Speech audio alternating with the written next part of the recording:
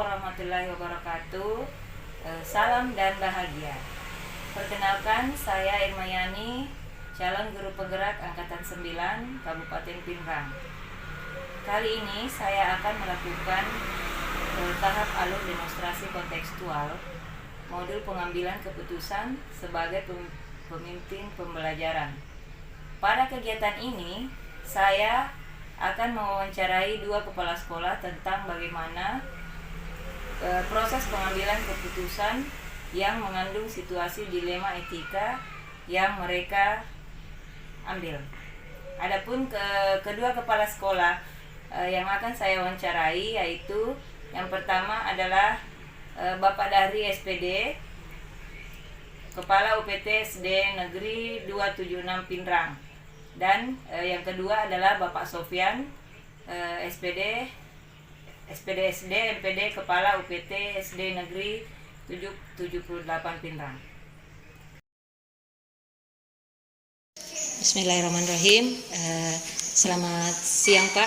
Iya siang. Maaf Pak, saya mengganggu waktunya Bapak sebentar untuk melakukan sesi wawancara untuk tugas demonstrasi kontekstual pada program calon guru penggerak. Jadi di sini ada beberapa pertanyaan yang ingin saya sampaikan kepada Bapak masalah pengambilan keputusan. Jadi yang pertama yaitu apakah selama ini bagaimana Bapak dapat mengidentifikasi kasus-kasus yang merupakan dilema etika atau bujukan moral yang biasa terjadi di sekolah Pak? Biasanya kita itu identifikasi masalah, jadi dilihat dari permasalahan itu sendiri dulu. Biasanya dalam mengambil keputusan begitu kita harus menjunjung tinggi nilai dan prinsip yang ada dalam diri kita, kemudian melakukan apa yang diharapkan orang lain. Jadi harus dalam mengambil mengidentifikasi permasalahan dilihat dari sudut pandang mana permasalahan itu, kemudian apa latar belakangnya. Apakah situasinya itu tidak saling bertentangan dengan situasi yang ada di dalam sekolah itu. Kemudian siapa yang terlibat sebetulnya dalam masalah itu. Betul Pak. Kemudian kita juga harus kumpulkan fakta-fakta yang relevan dengan situasi masalahnya. Pak. Setelah itu kita uji apa benar atau salah itu. Betul. Jadi untuk lebih jelasnya saya lanjut lagi ya Pak. Di sini ada pertanyaan yang masih berkaitan dengan penjelasan Bapak tadi bahwa bagaimana Bapak bisa menjalankan atau mengambil keputusan di sekolah Bapak itu terutama untuk kasus-kasus di mana ada 2 kepentingan yang sama-sama benar atau sama-sama mengandung nilai kebajikan atau dilema etika. Biasanya kalau kita ambil keputusan itu diambil berdasarkan kita biasanya ambil keputusan itu berdasarkan besar atau kecilnya permasalahan itu. Artinya begini, berapa banyak orang yang dilibatkan atas permasalahan itu, kemudian yang terbelakang dari yang tadi bahwa ada nilai yang saling bertentangan yang diperhatikan, kemudian di situasi kondisinya bagaimana, kemudian faktanya itu relevan atau tidak, apakah itu kepentingan pribadi atau golongan. Betul. Kemudian dari situ langkah-langkah apa atau prosedur seperti apa yang biasa Bapak lakukan? Biasanya kita mengatasi masalah itu kita uji dulu itu permasalahan. Artinya diuji di sini apakah itu bertentangan dengan hukum atau tidak. Apakah itu hubungannya dia ada unsur-unsur yang lain di dalamnya atau pelanggaran. Kalau misalkan dia melanggar hukum, apakah dia juga berhubungan dengan kode etik. Kemudian biasanya kalau kita ambil keputusan itu, langkah yang kita ambil, kita uji intuisi misalkan. Kemudian setelah kita uji intuisi, kita pelajari anunya, apakah ini tindakan atau putusan yang kita ambil tidak bertentangan atau berlawanan dengan nilai-nilai yang kita yakini. Kemudian setelah itu kita tanya dengan teman-teman yang lain, artinya kita uji apakah ini keputusan yang kita ambil, keputusan akhirnya ini disetujui bersama, artinya tidak dengan pribadi saja. Ya, betul. Ya, jadi dari langkah-langkah atau prosedur yang Bapak bilang tadi, hal-hal apa saja yang selama ini Bapak anggap efektif dalam pengambilan keputusan pada kasus-kasus dilema etika yang Bapak alami? Biasanya kalau pada saat kita ambil keputusan seperti itu, kita mengedepankan skala prioritas. Misalkan kasusnya yang antara pribadi dengan golongan, kita harus mengedepankan kepentingan golongan di atas kepentingan pribadi. Kemudian harus pada saat pengambilan keputusan tidak melanggar kode etik. Ya, jadi dari hal-hal yang Bapak anggap efektif tadi, apakah ada yang menjadi tantangan buat Bapak dalam mengambil keputusan tersebut? Tantangannya lagi, Pak. Sebetulnya tantangan terbesarnya itu pada saat kita ambil keputusan, berapa banyak orang yang dikorbankan pada saat kita ambil keputusan itu. Selama tidak banyak berarti tidak dianggap sebagai tantangan. Tapi contoh misalkan kita mau melakukan kegiatan, misalkan kita ambil kegiatan, misalkan kita ada contoh kasus, misalkan acara antara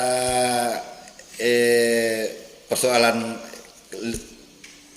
orang tua, misalkan begini, orang tuanya sakit, sedangkan ada tugas yang lebih penting di sekolah, misalkan kewajibannya sebagai pendidik. Di sini terkadang kita pada saat mau mengambil keputusan dilema, dikarenakan pada saat kita mengambil keputusan ini antara orang tua yang sakit dengan kewajiban kita sebagai pendidik.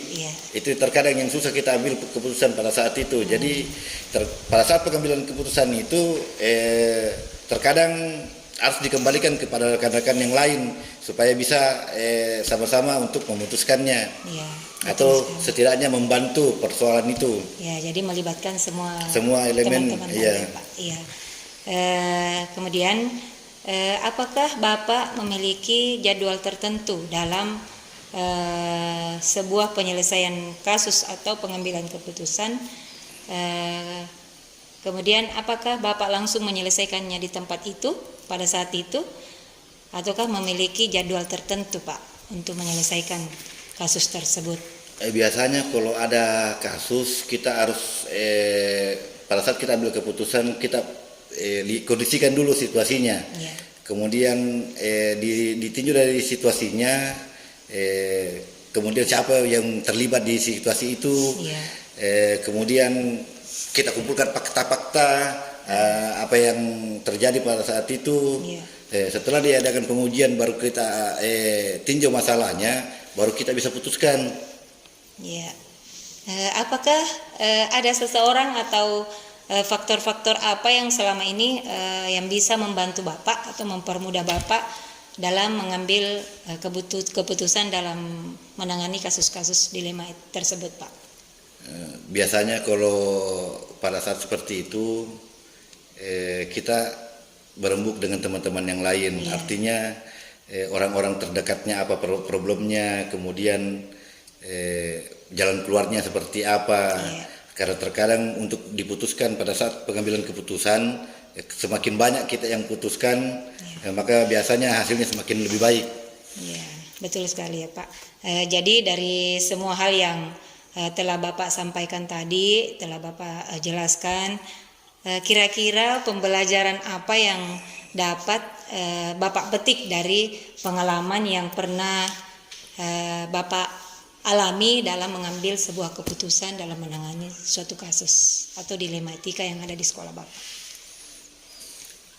Biasanya kasus-kasus yang terjadi terkadang kalau tidak terbuka susah untuk diselesaikan, tapi pada saat kita terbuka, sama-sama terbuka semua, keputusan itu biasa cepat selesai. Betul. Artinya kita cepat untuk dapatkan jalan keluarnya atau jalan tengahnya pada saat kasus tersebut. Jadi pengalaman yang saya ambil, kebersamaan itu memudahkan segala sesuatunya. Betul Pak. Ya, jadi intinya tadi Bapak memetik bahwa kita dalam menyelesaikan suatu masalah atau mengambil keputusan harus juga melibatkan orang lain. Apalagi kalau kasusnya ini juga melibatkan beberapa orang, Pak ya, seperti itu. Terima kasih banyak Pak atas kesempatan yang sudah diberikan pada saya untuk melakukan sesi wawancara kepada Bapak Kepala Sekolah. Terima kasih banyak. Saya anggap sudah selesai. Terima kasih banyak Pak. Iya, terima kasih. Iya, selamat siang.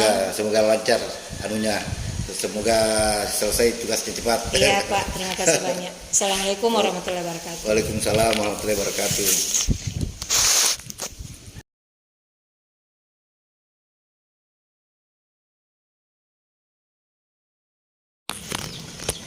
Bismillahirrahmanirrahim. Assalamualaikum warahmatullahi wabarakatuh Pak. Waalaikumsalam warahmatullahi wabarakatuh. Maaf Pak, saya mengganggu waktu Bapak sebentar untuk melakukan sesi wawancara guna untuk kepentingan pendidikan calon guru penggerak saya dalam modul 3.1 tentang pengambilan keputusan. Ya, tidak apa-apa Bu, ya silakan. Ya, terima kasih Pak. Jadi di sini ada beberapa pertanyaan yang nantinya saya akan tanyakan kepada Bapak mengenai pengambilan keputusan tersebut. Baik Pak, saya mulai. Yang pertama yaitu selama ini bagaimana Bapak dapat mengidentifikasi kasus-kasus yang merupakan dilema etika atau bujukan moral yang ada di sekolah Bapak? Terima kasih Bu atas pertanyaannya. Tentunya dalam mengidentifikasi kasus-kasus yang merupakan dilema etika atau bujukan moral di sekolah, tentunya sebagai seorang pemimpin di sebuah instansi pendidikan pasti akan beragam kasus yang akan dihadapi, baik itu kasus yang keduanya benar tetapi saling bertentangan yang dikenal sebagai dilema etika, ataupun kasus yang salah satunya benar dan yang lainnya salah.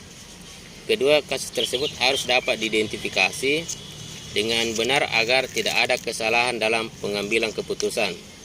Nah, cara saya untuk mengidentifikasi yang mana dari kasus tersebut adalah dengan memahami masing-masing kasus.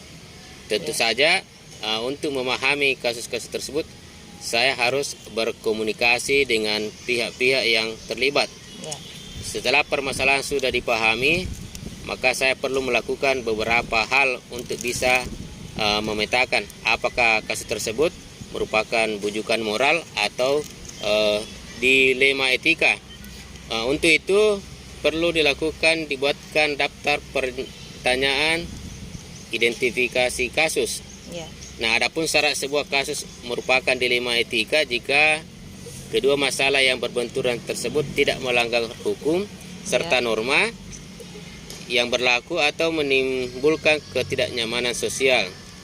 Jika kasus yang diidentifikasi lolos dari syarat-syarat tersebut, maka dipastikan itu adalah kasus dilema etika. Dan sebaliknya jika syarat-syarat di atas tidak terpenuhi, maka itu adalah kasus bujukan moral. Saya kira itu cara saya untuk mengidentifikasi kasus-kasus yang ada di sekolah, Ibu. Oh ya, baik sekali ya Pak. Jadi dengan itu bagaimana kira-kira Bapak menjalankan pengambilan keputusan tersebut di sekolah Bapak, terutama untuk kasus-kasus di mana ada dua kepentingan yang sama-sama benar atau sama-sama mengandung nilai kebajikan. Terima kasih Bu. Untuk kasus dilema etika, tentunya saya akan mempertimbangkan kedua hal yang sama-sama benar tersebut, membenturkan faktor apa atau pihak mana, apakah kepentingan perorangan atau banyak orang, mengandung nilai-nilai kebenaran atau kesetiaan, rasa adil atau belas kasihan, ataupun berdampak untuk saat ini atau seterusnya. Saya kira seperti itu, Bu. Oh iya Pak. Jadi kira-kira untuk melakukan semua itu, langkah-langkah atau prosedur seperti apa yang biasa Bapak lakukan selama ini? Tentunya untuk langkah-langkah atau prosedur yang saya lakukan selama ini, ya tentunya harus sesuai dengan suara hati dan nalar Ibu. Harus sejalan untuk memilih kebenaran yang paling kecil mudaratnya dan besar manfaatnya, ya, dengan mempertimbangkan tentunya kepentingan peserta didik. Jika kasus itu berhubungan dengan peserta didik, berdasarkan pada prinsip-prinsip berbasis hasil akhir, berpikir berbasis peraturan, dan berpikir berbasis rasa peduli.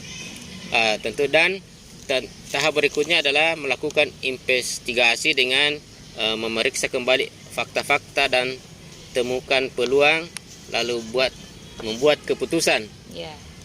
Setelah itu keputusan tersebut ditinjau kembali hingga keyakinan benar itu ada, dan insya Allah dalam bimbingan ilahi keputusan yang saya ambil adalah keputusan yang bertanggung jawab. Saya kira seperti itu, Ibu. Oh iya, baik Pak. Jadi hal-hal apa saja yang selama ini Bapak anggap itu efektif dalam pengambilan keputusan pada kasus-kasus dilema etika yang Bapak temukan?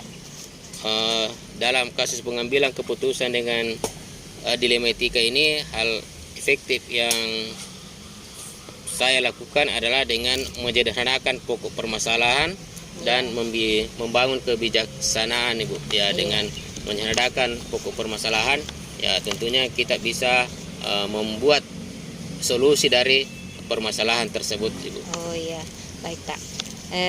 Selanjutnya hal-hal apa saja yang selama ini yang merupakan tantangan dalam pengambilan keputusan yang Bapak lakukan pada kasus-kasus tersebut? Terima kasih Bu. Tentunya Pak. Tentunya dalam mengambil suatu keputusan tentu ada tantangan-tantangan yang hadapi. Mungkin tantangan yang saya hadapi selama ini yaitu adanya pihak-pihak yang tidak menerima sepenuhnya keputusan yang telah diambil. Kemudian tentunya ada proses untuk dapat memahamkan sebagian orang untuk secara ikhlas menerima dan menjalankan keputusan menjadi sebuah tantangan, serta tetap istiqomah dalam menjalankan keputusan yang telah disepakati. Seperti itu mungkin, Ibu. Jadi ada beberapa hal ya yang menjadi tantangan buat Bapak. Sekarang apakah Bapak memiliki jadwal tertentu dalam sebuah penyelesaian kasus dilema etika tersebut? Kemudian apakah Bapak langsung menyelesaikan kasus tersebut di tempat itu atau memiliki sebuah jadwal untuk menyelesaikannya? Kemudian bentuk atau prosedur seperti apa yang Bapak lakukan? Untuk jadwalnya, Bu, saya kira tidak ada. Dalam menyelesaikan sebuah kasus itu biasanya saya memprioritaskan kasus mana yang perlu diselesaikan secepatnya. Tergantung dari jenis kasus dan pentingnya kasus tersebut diselesaikan secepatnya agar tercipta lingkungan sekolah yang sehat, kondusif bagi semua warga sekolah, Ibu. Oh iya. Ya, jadi dilihat dari situasi dari kasusnya saja ya Pak.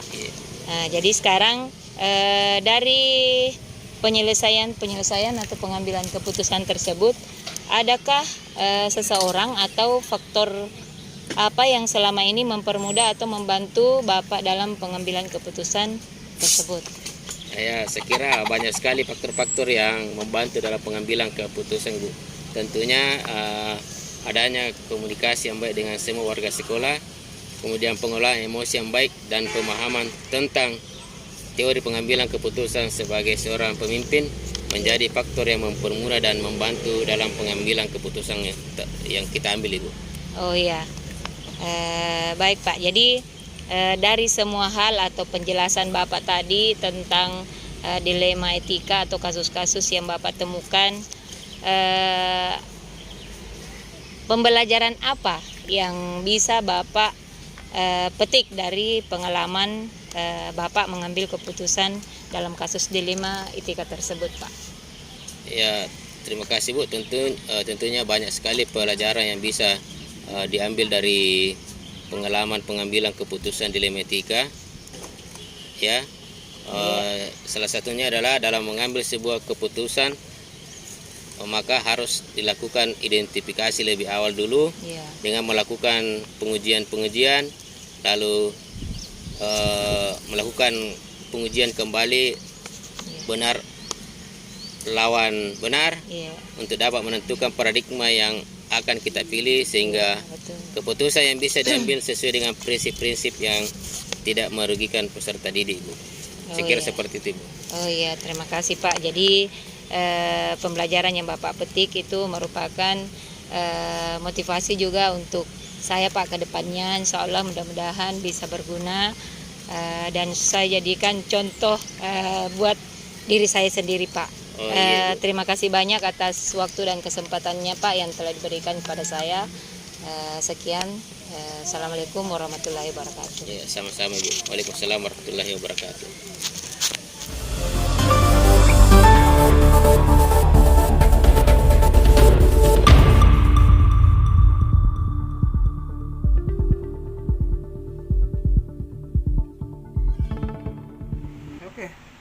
Setelah melakukan wawancara dengan kedua pimpinan atau kepala sekolah, saya melakukan analisis serta melakukan refleksi tentang pengambilan keputusan yang melibatkan situasi dilema etika.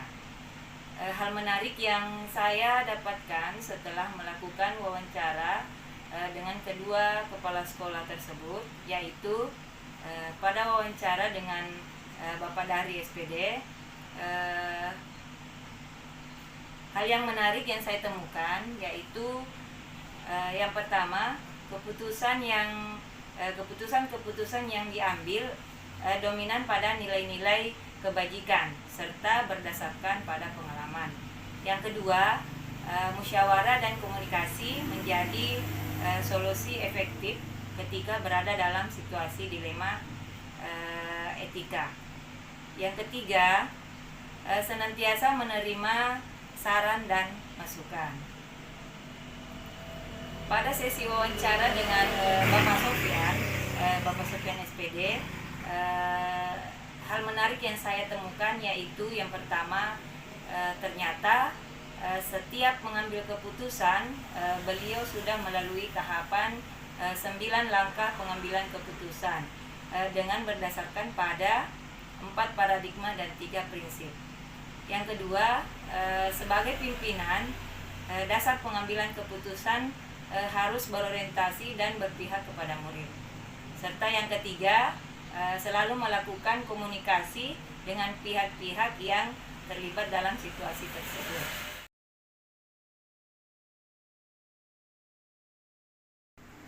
Setelah melakukan wawancara dengan kedua kepala sekolah tersebut, pertanyaan yang masih mengganjal jika saya hubungkan dengan materi yang saya sudah pelajari tentang 4 paradigma dan 3 prinsip serta 9 langkah pengambilan keputusan adalah jika seorang pemimpin mengambil keputusan tanpa pertimbangan atau langkah pengambilan keputusan yang tepat, tentu akan berimbas dan memiliki resiko baik itu dalam jangka panjang maupun jangka pendek.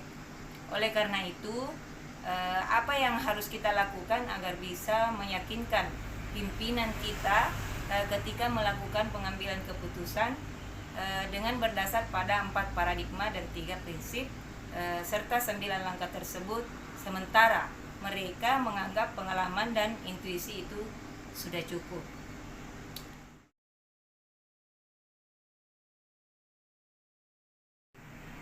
Dari hasil wawancara saya tersebut, saya menemukan beberapa persamaan dan juga perbedaan dalam cara mereka menghadapi situasi yang mengandung unsur dilema etika.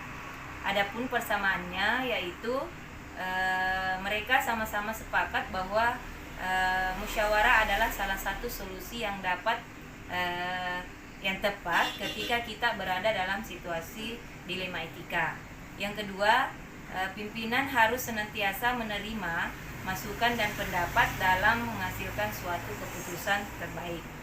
Yang ketiga, penyelesaian kasus dilakukan sesegera mungkin dengan memperhatikan nilai kebajikan serta aturan yang ada.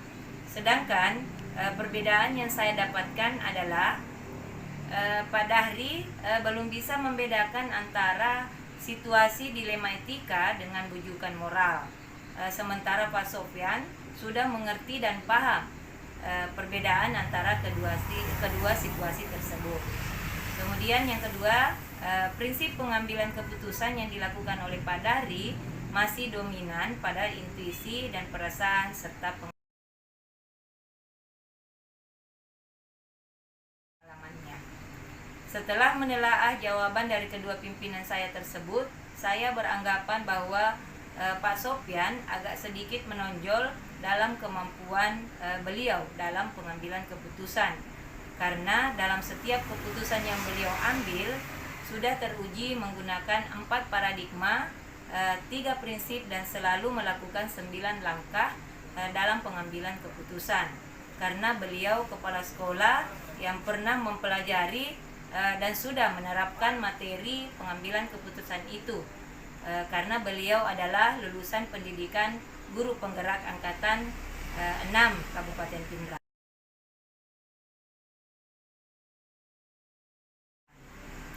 Rencana ke depan mereka ketika menghadapi situasi pengambilan keputusan dengan kasus dilema etika adalah keduanya sepakat tidak memutuskan secara sepihak atau tergesa-gesa, akan tetapi melalui tahapan-tahapan dalam pengambilan keputusan dan mengutamakan musyawarah dengan menerima pendapat dan masukan berbagai pihak yang terkait.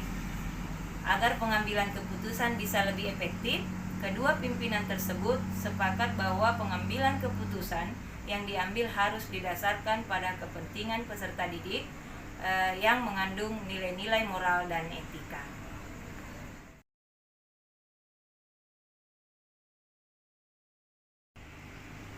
Pelajaran penting yang saya dapatkan setelah mewawancarai kedua pimpinan sekolah tersebut adalah pengalaman adalah guru yang terbaik dalam pengambilan keputusan. Kemudian tidak selamanya keputusan yang kita ambil bisa diterima oleh semua orang, tapi dengan langkah-langkah dan pemikiran yang matang, keputusan yang kita ambil tersebut merupakan keputusan yang bisa dipertanggungjawabkan. Kemudian musyawarah dan komunikasi yang memberdayakan menjadi salah satu solusi yang harus dilaksanakan untuk menghadapi kasus dilema etika. Semakin sering kita menghadapi atau menelaah keputusan yang mengandung unsur dilema etika, maka kita akan semakin terlatih untuk menentukan cara yang tepat untuk mengambil suatu keputusan terbaik. Itu menurut win-win solution.